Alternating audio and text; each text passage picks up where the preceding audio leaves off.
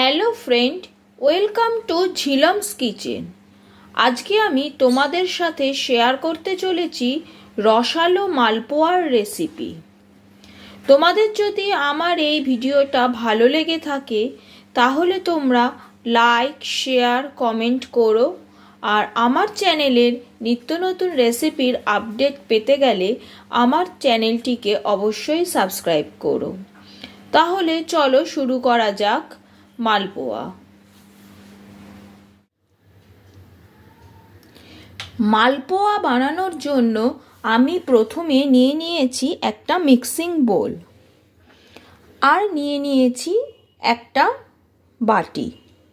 ঘরে যে বাটি, গ্লাস বা কাপ থাকে আপনারা নর্মাল সেই বাটি, গ্লাস বা কাপ ব্যবহার করতে পারেন। মালপোয়া বানানোর জন্য আমি যে যে উপকরণগুলো ব্যবহার করব সেগুলো সব আমি এই বাটিতে মেপেই ব্যবহার করব। প্রথমে নিয়ে নিচ্ছি আমি ময়দা।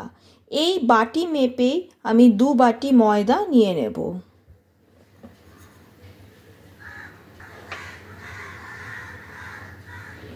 দু বাটি ময়দা নিয়ে নিলাম। পারফেক্ট মালপোয়া বানানোর জন্য কিন্তু উপকরণের মাপগুলো সঠিক হওয়া খুব প্রয়োজনীয়। ওই একই বাটির 1 বাটি নিয়ে নিচ্ছি সুজি। দিয়ে দিচ্ছি ওই বাটিরই 1 বাটির চেয়ে একটু সামান্য কম নারকেল কোড়া। দিয়ে দিচ্ছি সামান্য একটু নুন। দিয়ে দিচ্ছি 3 টেবিল চামচ চিনি।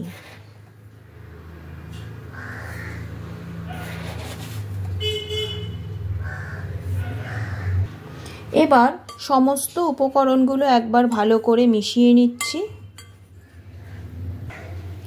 এবার ওই বাটি মেপে অল্প অল্প করে দুধ অ্যাড করতে থাকবো, আর এটাকে একটা হুইস্কের সাহায্যে মিশিয়ে একটা ব্যাটার তৈরি করে নেব। আমি কিন্তু এখানে কোনো কাঁচা দুধ ব্যবহার করিনি। দুধটা আগে থেকে জাল দিয়ে ঠান্ডা করে নিয়েছি। নর্মাল টেম্পারেচারে রেখে সেই দুধটা আমি এখানে ব্যবহার করছি।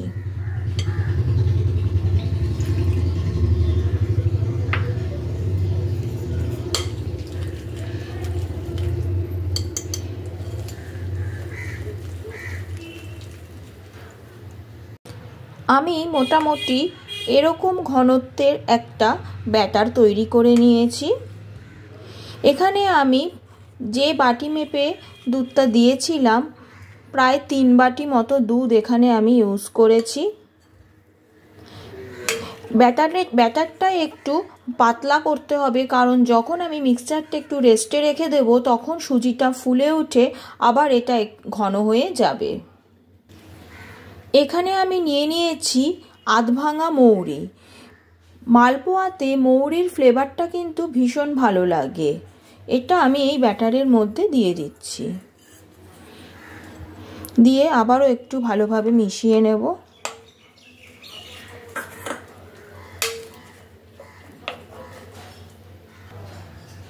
মালপোয়া বানানোর ব্যাটারটা আমার একদম রেডি। এবার এটাকে ঢেকে 30 মিনিটের জন্য রেখে দিলাম। যতক্ষণ এটা রেস্টে থাকবে ততক্ষণ একটা চিনির শিরা তৈরি করে নিচ্ছি। চিনির শিরা বানানোর জন্য একটা কড়াইকে গ্যাসে বসিয়ে নিয়েছি। ওর মধ্যে দিয়ে দিচ্ছি 1 বাটি চিনি। যেই বাটিতে করে আমি বাকি উপকরণগুলো নিয়েছিলাম সেই বাটিরই 1 বাটি চিনি নিয়ে নিলাম। তার মধ্যে দিয়ে দিচ্ছি 1 বাটি জল। যতটা চিনি ঠিক ততটা জল আমি নেব। এবার গ্যাসের ফ্লেমটাকে হাইতে করে চিনিটা সম্পূর্ণ গলে যাওয়া অবধি অপেক্ষা করব। এখানে কিন্তু খুব আঠালো শিরা তৈরি হবে না, একটু চ্যাটচ্যাটে ভাব এলেই আমি এটাকে বন্ধ করে দেব।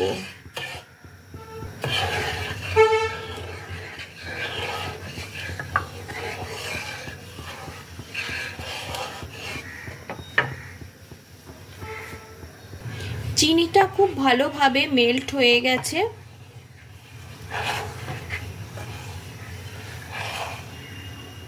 চিনির শিরাটাও ফুটতে আরম্ভ করেছে। এবার গ্যাসের ফ্লেমটাকে আমি মিডিয়ামে করে দিলাম।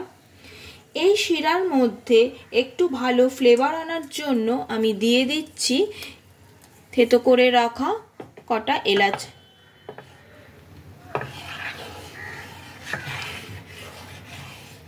এবার এটাকে মিডিয়াম ফ্লেমে আরো খানিকক্ষণ একটু নাড়াচাড়া করতে হবে। একটা চ্যাটচ্যাটে ভাব এলে এটাকে আমি বন্ধ করে দেব।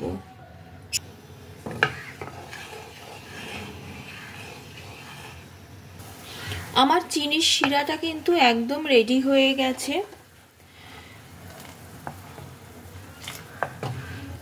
এইভাবে হাত দিয়ে দেখলে যখন এরকম একটা সুতো সুতো ভাব আসবে তখনই বুঝতে হবে যে শিরাটা আমার একদম রেডি।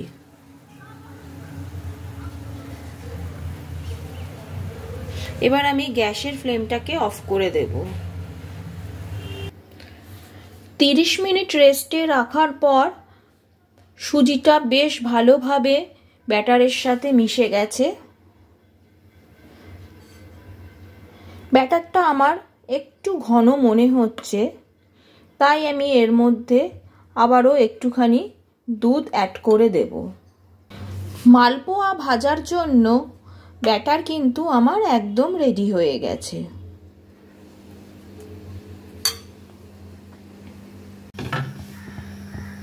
মালপোয়া ভাজার জন্য আমি একটা কড়াইতে নিয়ে নিয়েছি সাদা তেল। তেলটা খুব ভালোভাবে গরম করতে হবে। তেলটা গরম হয়ে গেছে। তেলটা ভালোভাবে গরম হয়ে গেছে কিনা সেটা বোঝার জন্য এক ড্রপ ব্যাটার তেলের মধ্যে ফেললে যদি ওটা ভেসে ওঠে তাহলে বুঝতে হবে তেল একদম পারফেক্টলি গরম হয়ে গেছে। এবার আমি হাতায় করে মালপোয়ার ব্যাটারগুলো কড়াইয়ের মাঝ বরাবর একটা একটা করে ছেড়ে দেব।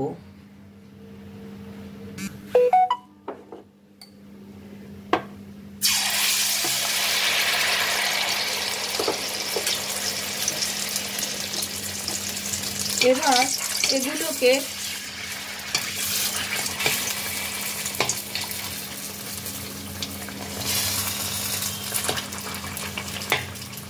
এরকম ভাবে উল্টে পাল্টে হালকা লালচে করে ভেজে নেব।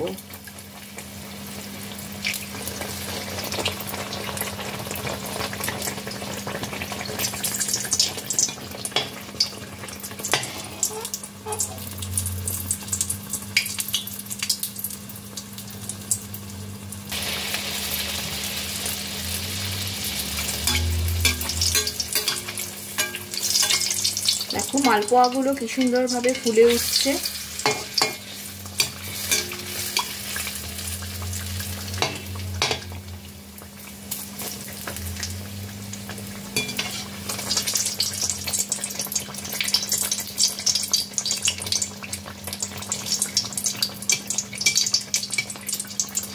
এরকম ভাবে হালকা লালচে হয়ে গেলে এগুলোকে আমি তেল থেকে তুলে নেব।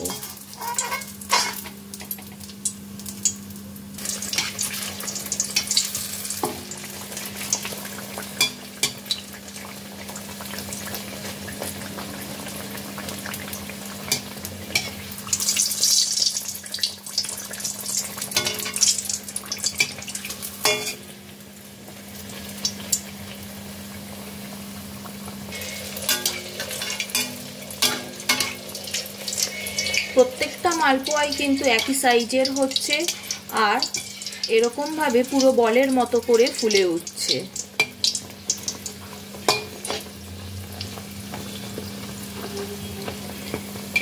সমস্ত উপকরণের মাপ যদি সঠিকভাবে হয় তাহলে প্রত্যেকটা মালপোয়াই কিন্তু এরকম সুন্দর হবে।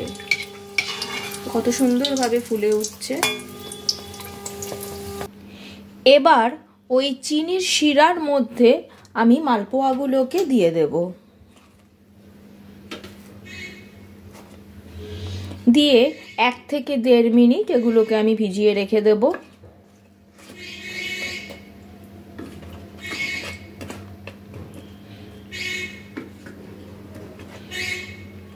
এগুলো কিন্তু ভীষণ নরম তুলতুলে হয়েছে।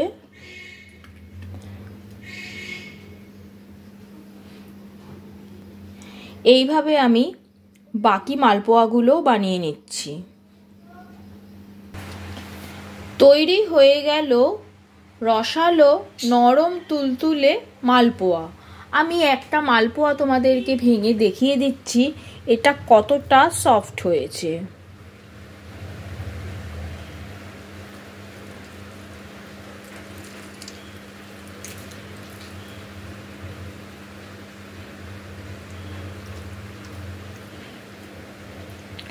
সমস্ত উপকরণের মেজারমেন্টটা যদি ঠিকঠাক থাকে আর ব্যাটারটা যদি খুব ভালোভাবে তৈরি করা হয় তাহলে কিন্তু তোমরাও বাড়িতে এইভাবে মালপোয়া খুব সহজেই তৈরি করে নিতে পারবে।